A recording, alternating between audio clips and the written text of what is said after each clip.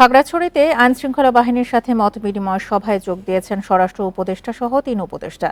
এ নিয়ে আরো জানাতে যোগ দিচ্ছেন সহকর্মী সমীর মল্লিক। সমীর মল্লিক, ইতোমধ্যে ৩ উপদেষ্টা সেখানে মতবিনিময় সভায় অংশ নিয়েছেন।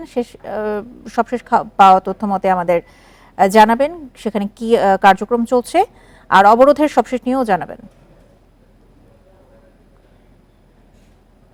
দেখুন, ঠিক 10 মিনিট আগে কিন্তু এখানে যারা স্বরাষ্ট্র উপদেষ্টা, পার্বত্য চট্টগ্রাম বিষয়ক মন্ত্রণালয়ের উপদেষ্টা এবং স্থানীয় সরকারের উপদেষ্টা, তারা কিন্তু এই যে আমি যেখানে দাঁড়িয়ে আছি ঠিক এখানে জেলা পরিষদের জেলা প্রশাসনের যে সম্মেলন কক্ষ, সেখানে কিন্তু আইন শৃঙ্খলা কমিটি, এখানে সেনাবাহিনী, পুলিশ, চট্টগ্রামের যিনি জিওসি চট্টগ্রাম সেনাবাহিনীর এবং পুলিশের আইজিপি, তিনিও কিন্তু রয়েছেন এই মিটিংয়ে।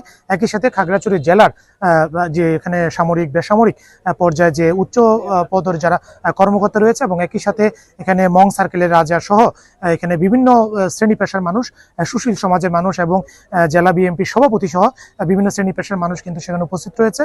এবং তারা এই পর্যায়ে আমরা কিছুক্ষণ আগে তারা প্রাথমিকভাবে সংবাদকর্মীরা সেখান থেকে প্রাথমিক যে ফুটেজ তারা নিয়েছে এবং তারা অনুরোধ করেছে তারা এই মত বিনিময় সভার পরে পুরো ঘটনার বা তাদের যে ব্রিফিং সেটা তারা আনুষ্ঠানিকভাবে জানাবে।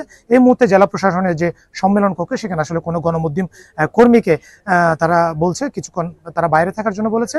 এই তারা আলোচনার পরে আমাদেরকে তাদের এই যে আজকে যে আলোচনাটা হয়েছে, তাদের যে আইন শৃঙ্খলা মিটিংয়ের যে আলোচনা, তারা আমাদের ব্রিফিং এর মাধ্যমে জানাবে। আর অবরোধের বিষয়ে যদি আমি আপনাকে জানাই, সকাল থেকে কিন্তু খাগড়াছড়ি জেলার সাথে ঢাকা চট্টগ্রামের যে সড়ক যোগাযোগ এবং রাঙামাটির যে সড়ক যোগাযোগ সেটা বন্ধ রয়েছে।